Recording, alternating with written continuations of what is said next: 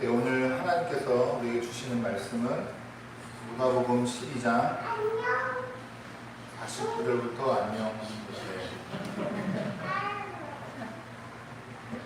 누가복음 12장 49절부터 56절까지 말씀 읽겠습니다. 누가복음 12장 49절부터 56절까지 말씀 이렇게 찾으시고 또 화면 보셔서 읽을 때 같이 속으로 따라 읽으시면 되겠습니다. 읽겠습니다.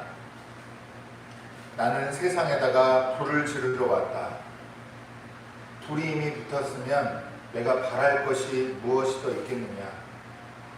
그러나 나는 받아야 할 세례가 있다. 그 일이 이루어질 때까지 내가 얼마나 괴로움을 당하는지 모른다. 너희는 내가 세상에 평화를 주러 온 줄로 생각하느냐. 내가 너희에게 말한다. 그렇지 않다. 도리어 분열을 일으키러 왔다. 이제부터 한 집안에서 5 식구가 서로 갈라져서 셋이 둘에게 맞서고 둘이 셋에게 맞설 것이다. 아버지가 아들에게 맞서고 아들이 아버지에게 맞서고 어머니가 딸에게 맞서고 딸이 어머니에게 맞서고 시어머니가 며느리에게 맞서고 며느리가 시어머니에게 맞서서 서로 갈라질 것이다. 예수께서 우리에게도 말씀하셨다. 너희는 구름이 서쪽에서 있는 것을 보면 소나기가 오겠다고 서슴지 않고 말한다. 그런데 그대로 된다. 또 남풍이 불면 날이 덥겠다고 너희는 말한다. 그런데 그대로 된다. 위선자들아, 너희는 땅과 하늘의 기상은 분간할 줄 알면서 왜 이때는 분간하지 못하느냐. 이는 하나님의 말씀입니다. 하나님 감사합니다. 네, 우리 함께 인사 나누고 시작하겠습니다. 우리에게는 기쁨이 있습니다.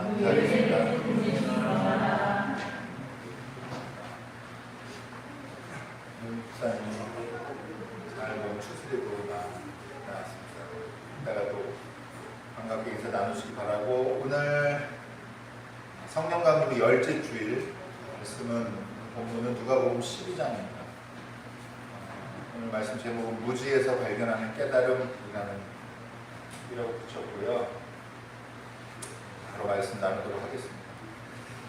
오늘 김대기 집사님도 또 조문수 권사님도 기도하실 때 다들 언급하시고 그랬는데, 지난 한 주간은 기상이변에 의한 폭우로 인해서 진짜 나라가 그 소식이 가장 중요한 소식이 아니었나 싶습니다. 그리고 여러분 저희 지방에서도 어떤 교회 물에 완전히 잠겨가지고 지하인데 여기 세간이라고 해야 되나, 교회 물품들 전부 다 갖다 버렸다고 하는데 이번이 3번째 인터뷰한 겁니다. 그런 교회들도 있고, 성결대학교도 기념관 아세요 여러분? 거기가 뒤에가 3미터이잖아요. 그리고 산사탄에 나가지고 아래쪽에 있는 그 실들은 다 모래가 아주 엉망이 되는 사진을 보고 있는데, 저희도 아무튼 비만 오면 고민이죠. 네. 다행히 진짜 남들 고생하는데 다행이라고 말하는 것도 참 죄송한데, 방에 조금 방 안에 물이 스며들어서 새는 거 말고는 피해는 없었어요. 많은 분들한테 걱정하셨을 텐데 다른 분들 위해서 마음도 써주시면 좋을 것 같고요.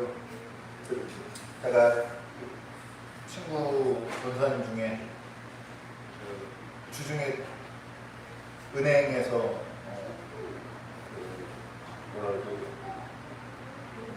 경비하시는 이름이 있던데, 네, 청원경찰한 친구 전사가 있는데, 교회 바로 옆에가 그 세모녀 사건 일어난, 은행도 좀 피해를 입었고, 옆에 바로 집 옆에가 뉴스에서 보셨죠? 세모녀 사건 일어난 그 집이다라고 얘기를 들었어요. 이것저것 인터뷰도 보고 그러니까 참 참담한 심정입니다. 앉아 그 집에 인터뷰한 분은 주는 10분 15분 얘기하는데 아마 진짜 순식간에 물이 차올랐을 거예요. 눈 깜짝할 사이. 그러니까 문도 못 열고 이렇게 참변을 다 하게 되고. 이런 소식만 들어도 참 마음이 무겁고 미안하고 어떻게 해야 될지 모르겠는데 더 마음 답답한 사진을 만들어요. 뉴스보다.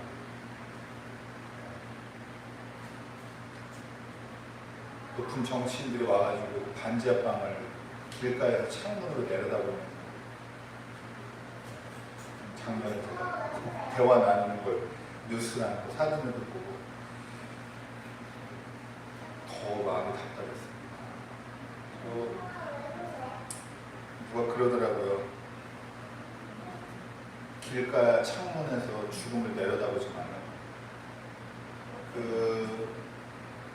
반지하의 삶을 정말 모르는 사람들이 거기서 모여서 마치 죽음을 아래로 내려다보는 것만 같아가지고 그 삶을 모르지만 그냥 관망하는 것만 같아가지고 답답한 심정이 됐습니다. 여러분 요새 이런 일이 있으면 많잖아요. 막 정치인들 여기저기 다니면서 사진 찍느라고 좋은 그림 남기려고 돌아다니고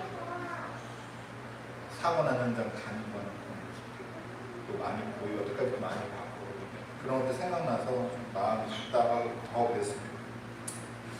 그럼 어쨌든 좀 답답한 소식으로 한 주간 보냈고 저희도 이런 이야기들 통해서 좀 말문을 열었지만 오늘 본문은 더 매운맛입니다. 여러분 함께 읽으셔서 아시겠지만 어떻게 시작하냐면 나는 세상에다가 불을 지르러 왔다고 예수님이 말씀하셨어요. 이거는 예수님이 하신 말씀이라고는 도저히 믿기지가 않아요. 정말 그전에도 몇 번 그런 게 있었지만 이방 여인에게 좀 막 세게 얘기하신다거나 그런 게 있었지만 그거랑 이제 거의 끝판왕 매운맛. 엄청 수위가 센 말들이 발언들이 이렇게 연속되고 있는데 왜냐하면 더군다나 우리는 예수님을 무슨 왕이라고 믿고 섬기는 사람들이에요? 평화의 왕이라고 생각하는데 평화의 왕이 세상에 이렇게 분쟁을 막 일으키고 불을 지르러 왔다고 하는 말씀을 여러분 그동안 듣고 어떻게 견디셨어요? 어떻게 이해하셨어요? 이 말씀을 잘 이해하셨는지 서로 좀 확인해보는 시간 가졌으면 좋겠는데 지난주만 해도 적은 무려 두려워하지 말라고 이렇게 안심하시고 평안을 빌어주시고 너네 제자들 보내면서 어디 가든지 평안을 빌어줘라. 이 집에 평안이 있을 겁니다. 이렇게 얘기를 인사를 하라고 샬롬의 인사를 가르쳐 주신 예수님께서 오늘 세상에는 불을 지르러 왔다고 얘기하고 뒤에 이어지는 내용도 상당히 수위가 센데요. 여러분 그러니까 결론적으로 일단은 처음에 말씀을 드리면 우리가 아는 예수님의 모습이 아닌 거죠. 우리가 기대했던 모습이. 그 말을 좀 달리 얘기하면 우리가 틀린 게 아니라 그러니까 예수님이 틀린 게 아니라 우리가 틀렸다고 얘기를 그런 식으로 사고를 해보면 우리가 예수님에 대해서 무지한 면이 있는 거예요. 예수님이 이런 말씀하실 거다 라고 상상하지 못했다고 하고 어색하다고 느낀다면 우리가 이게 예수님의 모습을 잘 모르는 게 아닌가 이런 부분에 대해서 먼저 짚어보고 시작을 하도록 하겠습니다. 예수님이 거친 말을 더 쏟아냅니다. 뭐라고 얘기하냐면 한 집안에서 5 식구가 서로 갈라져가지고 3줄로 나눠서 서로 싸움이 날 거고 그리고 아버지가 아들에게 맞서고 아들이 아버지에게 맞서고 어머니가 딸에게 맞서고 딸은 어머니에게 맞서고 그리고 한국 정서에는 박지 않으셨나 봐요. 원래 보편적인 건데 시어머니가 며느리에게 맞서고 며느리가 시어머니에게 맞서고 이런 것들은 이런 일이 일어날 거라고 서로 갈라질 거라고 이렇게 얘기하고 있습니다. 여러분 이렇게 흡사 들으면 어떤 모습 떠오르냐면 저도 이제 계속 어떤 게 상상이 되냐면 여러분 이단에 빠진 어떤 사람들이 가족 다 분란 일으키고 가족이 막 조각나고 이런 것들 많이 보잖아요. 여러분 마치 그런 모습을 그리스도교 안에서 발견하는 게 아닌가? 예수님께서 그런 모습을 묘사하는 게 아닐까 싶을 정도로 오해가 많이 됩니다. 여러분, 전통적으로 가정의 가치를 소중하게 생각해요, 그리스도교는. 그래서 우리 기독교 정통에서는 가정에 충실하고 가정에 헌신하고 가정을 통해서 하는 역사식 이런 것들 많이 강조하고, 그리고 예수님의 개신교가 아니라 가톨릭 같은 데서도 성가정이라고 해서 예수님이 태어나셨던 그 가정에 대해서 굉장히 의미를 부여하고 이렇게 가정의 의미를 많이 새기는데, 가정이 지금 쪼개지고 갈라지고 분열하고 맞선다고 얘기를 예수님께서 지금 하고 계시는 게 이게 도대체 어떻게 이해를 해야 되나 혼란스러운 마음이 들 수도 있습니다. 그리고 느낌상으로 보면 예수님이 평소에 하셨던 설교의 모습보다는 마치 누구랑 가까워요? 요단강에서 세례를 주면서 회개하라고 촉구했던 세례자 요한처럼 아주 불 같은 그런 내용들. 여러분, 이 말씀을 어떻게 이해해야 되냐면, 여러분, 지금은 사회의 기본 단위가 가정이다 말하기 어려운 그런 시대가 됐잖아요. 이제 가족끼리도 안 보는 가족도 많고, 가족 단위로 해서 이렇게 예를 들면 삶의 여러 가지 자리를 꾸리고 이렇게 이끌어 나가고 이러지 않는 사람들도 많이 있어요. 우선은 고맙습니다. 왜 이렇게 제가 마음이 흔들리나 했는데 제습기 때문이었거든요. 여러분, 그런 상황이고, 우선은 돕고 하는 사람이 엄청 많죠. 1인 가구가 엄청 많잖아요. 이런 상황에서 가족이 사회의 기본 단위다라고 생각할 수가 없는데, 여러분, 이 팔레스타인으로 돌아가서 보면, 여러분, 가장 밑바탕에 사회의 단위의 가장 밑바탕에 가족이 있단 말이죠. 가정이 있어요. 여러분, 아브라함도 족장이잖아요. 족장. 이렇게 성경을 보면은 구약부터 지금 예수님 시대까지 가정이 기본 단위인데, 이 말씀 어떻게 해야 되냐 하면, 여러분, 세상의 사회의 기본 사회의 구성 단위가 쪼개질 거라고 얘기하는 거예요. 가정이 진짜 엄마, 자녀랑 부모랑 다툼이 날 거다, 이게 핵심이 아니고, 사회의 기본 아주 밑바탕이 되는 아주 낮은 단위에 있는 그 사회 질서 구조 자체가 그게 분열을 가져올 거다, 거기에 변화가 찾아온다, 이렇게 이해하셔야 됩니다. 이 말씀. 그래서 여러분, 분열을 위한 분열, 그러니까 예수님이 이 말씀하셔가지고 그렇게 싸워라, 시엄마이랑 며느리랑 싸워라, 이렇게 이게 예수님의 바람이 아니었을 거 아니에요. 좋아, 어머니가 딸에게 욕을 해, 막 이렇게. 그러니까 여러분, 그게 초점이 아니라고 그러면 이걸 다르게 이해하셨는데, 의미를 이해하셔야 되는데, 사회의 기본 단위가 질서가 해체될 만큼 그만큼 근본적이고 근원적인 변화가 찾아올 거고, 예수님이 그것 때문에 이 땅에 오셨다라고 지금 얘기하시는 거예요.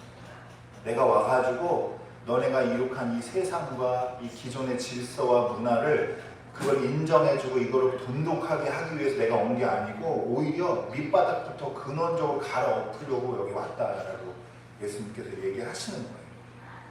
여러분, 그래서 평화를 오해하시면 안 돼요. 평화 어떤 상태예요? 우리가 아주 진짜 말하자면 가장 좋고 여유롭고 정말 부담 없는 상태를 상상하잖아요. 근데 여러분, 그런 평화의 그런 모습이 없지 않지만, 평화가 없는 세상에서 평화가 오기까지의 과정에서는 여러분, 평화의 모습이 이렇게 말랑말랑하고 친절만 해서는 안 되는 그런 상황도 있는 겁니다. 여러분, 이해하실 거라고 생각해요.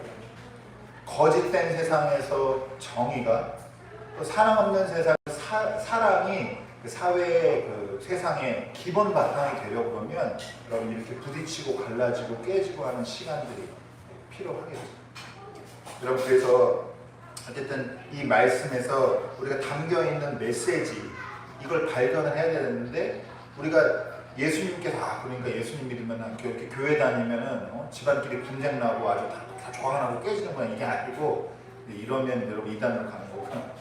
그렇게 하면 안 되고, 다툼이 일어나더라도 분쟁이 혹 분쟁을 감수하더라도 우리가 가지고 있는 복음이라는 메시지가 이만큼 근원적이고 또 사회의 정말 밑바탕부터 갈아오는 급진적인 어떤 메시지를 담고 있구나, 이걸 이해하셔야 된다. 그러니까 그래서 제가 처음에 읽기 시작한 거, 우리 잘 복음을 몰라요. 복음을 잘 모르고, 저도 마찬가지예요.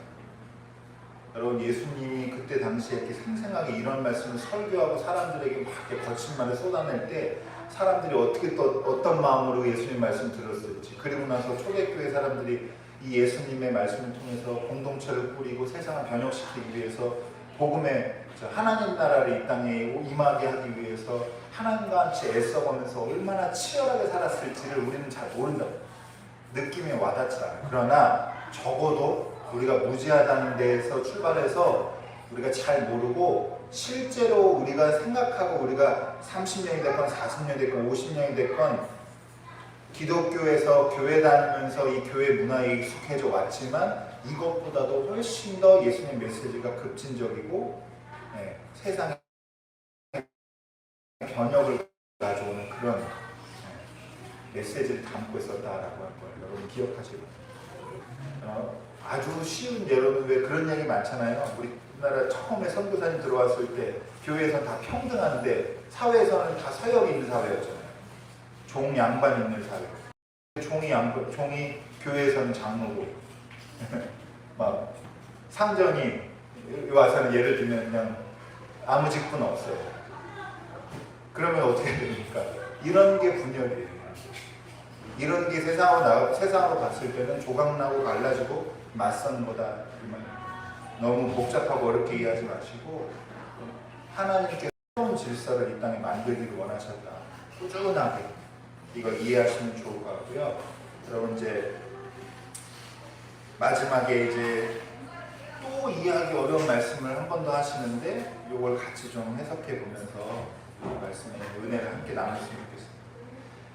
모리를 돌아보면서 얘기하시는데요. 사실 이것도 굉장히 발언의 수위가 세거든요. 왜냐하면 뒤에 보면 위선자들아 부르는데, 모리한테 얘기하는 가장 센 발언이라고 보시면 돼요. 이 전주에 저희가 어리석은 부자, 고가를 늘리려고 계획했던, 구상했던 부자를 뭐라고 불렀어요? 어떻게 표현했어요? 무슨 부자라고 했어요? 어리석은 부자라고 했는데, 그게 최고 원래 심한 거였는데 더 심한 이제 표현을 나오게 하냐면, 구름이 서쪽에서 구름이 일어나면은 이건 소나기가 올 징조다, 소나기가 금방 올 거다 라고 얘기를 하고, 그러면 그대로 된다. 그리고 남풍이 불어와요. 남풍이 불어오면 오늘 날이 덥겠구나 라고 말하는데, 그럼 그대로 된다 이 말이에요. 그런데 뭐라고 말씀하시냐면, 위선자들아, 너희는 땅과 하늘의 기사는 그렇게 분간할 줄 알면서 왜 이 때는 분간하지 못하느냐라고 말씀하십니다. 왜 예수님께서 하나님이 이 땅에 오셔서 일으키시는 아주 밑바닥부터 사회의 근간을 이루는 가정에서부터 찾아오는 이 급진적이고 변혁적인 이 예수님이, 하나님이 하시는 하나님 나라의 운동은 이해하지 못하고 깨닫지 못하고 이건 분간하지 못하고 왜 세상 일에만 밝으냐, 이런 말씀으로 여러분 읽으시면 될 것 같습니다. 제가 사적으로는 한두 번 여러분들과 나눈 적이 있는데, 고등학교 친구들이나 옛날 친구들, 또 어릴 때 친구들 요새 만나면은 대화가 잘 안 되고 어려워요. 여러분 뭐 비슷한 경험 하시는 분도 있을 텐데, 그러니까 대화하는 주제가 일단 너무 다르고, 그래서 제가 그 친구들보다 뭐가 낫다, 전혀 그런 뜻이 아니라 그냥 주제가 달라요.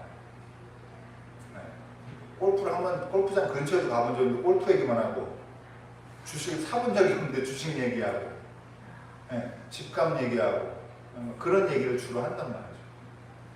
그러니까 제가 거기 끼일 수가 없고, 제 이야기, 제가 관심 있는 주제 같은 거를 꺼낼 수가 없는데, 제가 이제 이런 얘기들을 가끔 어떻게 생각나면 할 때가 있는데, 이번에 어떻게 하다 강의 갔는데 이 얘기를 했더니 그 어떤 교감선생님, 저랑 저보다 조금 연배가 있거나 비슷한 또래 같은데 남자 교감선생님이 고개를 끄덕끄덕 하시더라고요.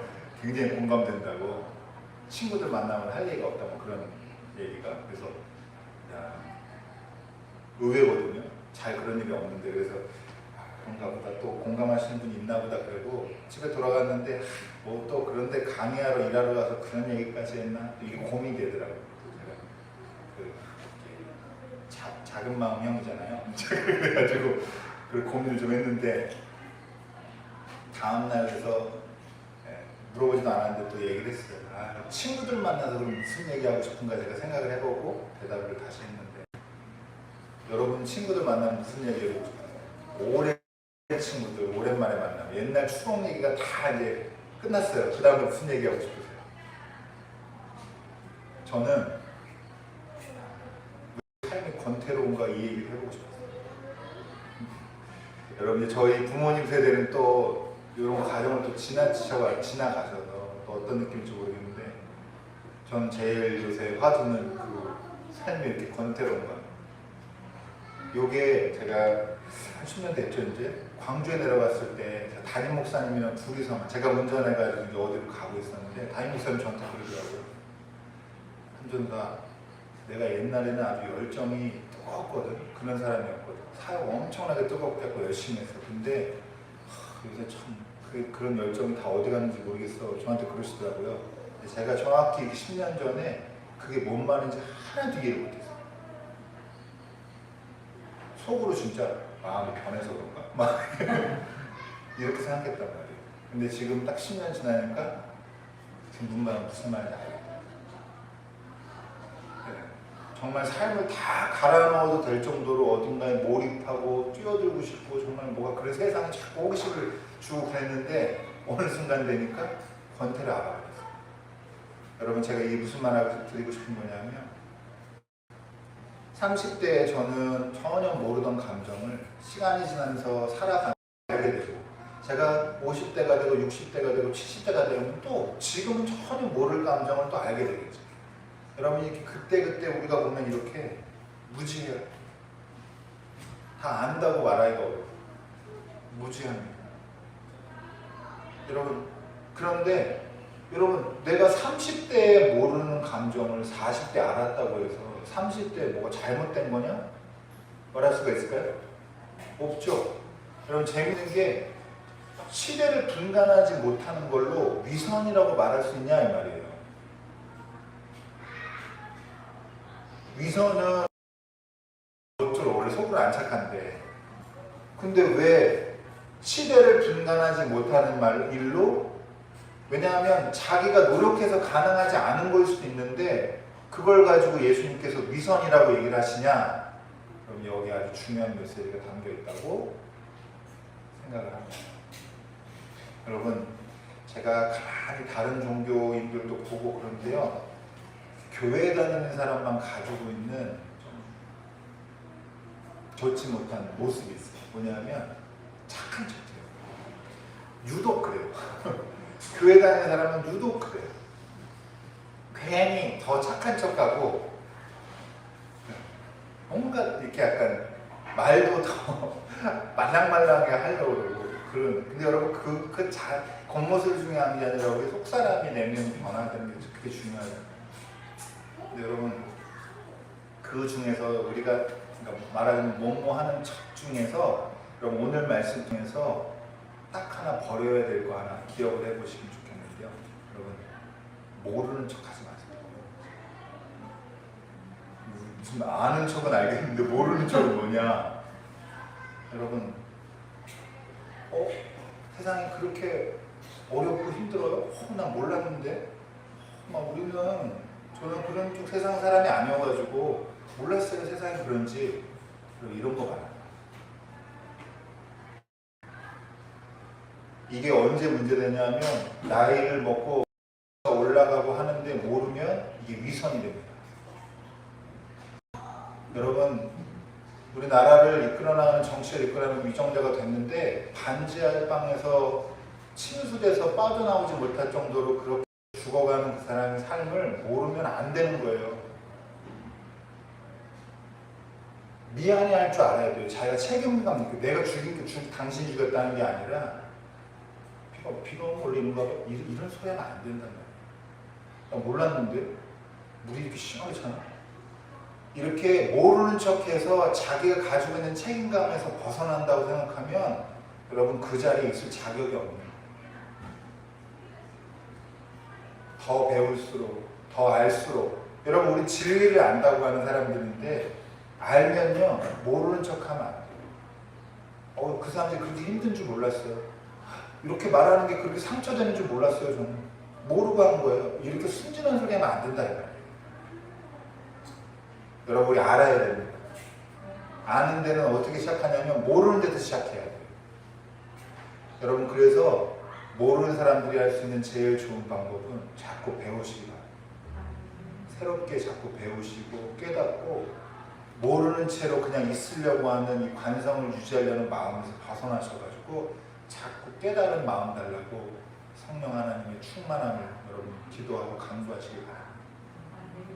여러분 세상 낮은 곳에 우리는 뭐 다 잘 알 수도 있는데 낮은 곳에 있는 삶, 소외된 삶, 또 그들이 겪고 있는 그 삶을 살아보지 않고는 모를 삶 이런 거에 여러분 우리는 무지하지 않기를 바랍니다. 그리고 알면요 마음 아프고 내일 같은 거예요. 내가 꼭 잘못한 거야. 내가 잘못해서 내가 뭘 안 해서 이런 일이 벌어진 것 같이 마음이 아픈 거거든요 사람이. 근데 여러분 이 무지하면 이렇게 위선으로 가게 돼요. 진짜 몰랐는데 이렇게 심각하구나. 이렇게 심각했구나. 이런 소리를 하면 안 돼요. 예수님 따른다는 사람은 여기서 해방받아야 돼요. 여러분 우리는 충분히 알지 못하는데 여러분 모르는 척 하는 데서 여러분 벗어나십니다. 우리는 복음이 얼마나 근원적인지 복음이 그렇게 근원적이에요? 난 몰랐는데 이러면 안 된단 말이죠. 여러분 예루살렘으로 마음먹기로 가기로 마음먹은 예수님의 심정이 그렇게 단호했어요? 난 몰랐는데 난 십자가 그냥 좋은 줄 알았지. 이렇게 하면 안 되고 여러분 그 순진한 척하는 데서 벗어나셔서 생생한 하나님의 나라가 얼마나 뜨거운지 세상에 불덩어리가 떨어지는 것처럼 얼마나 그렇게 정말 충격적인지 여러분 이 복음의 생생함을 느끼시고 자꾸 배워가고 알아갔으면 좋겠고요. 여러분 적당히 아는 사람이 가지고 있는 이 무책임함에서 해방되시고 차라리 모르는 사람이라고 생각해서 자꾸 깊이 배우고 더 책임감 느끼고 세상에 대해서 참여하시는 여러분 됐으면 좋겠습니다. 그래서 그런 사람이 누릴 수 있는 게 하나님이 허락하신 최종적인 기쁨이라고 여러분 믿으시는 분들 되시길 바랍니다. 여러분 그리스도인이 받아들인 복음이 우리가 믿는 하나님의 나라 정말 하나님의 나라는 세상에 불이 떨어진 것 같다라는 걸 기억하시기 바랍니다. 지금도 여러분 세상 곳곳에서 전쟁 난 곳에 인권이 유린되는 곳에 그리고 사회가 부조리한 곳에 평화가 없는 곳에 정의가 없는 곳에 불덩이처럼 다 떨어져서 불타고 있는데 그 불조물이 뭔가 이러면 안 되고 여러분 그게 하나님 나라의 운동이라는 걸 여러분 기억하시고 여러분도 이 세상에 책임감을 가지고 참여하시는 여러분들 되기를 바랍니다. 여러분 세상에 하나님의 불길 속에 숨어가지고 우리의 무지를 정화시키는 여러분 그 불 속에 담긴 은혜와 자비의 하나님의 본질 이런 것들을 보실 수 있기를 바라는 그런 메시지를 발견하는 여러분 되시기를 주님의 이름으로 축원합니다. 기도하겠습니다.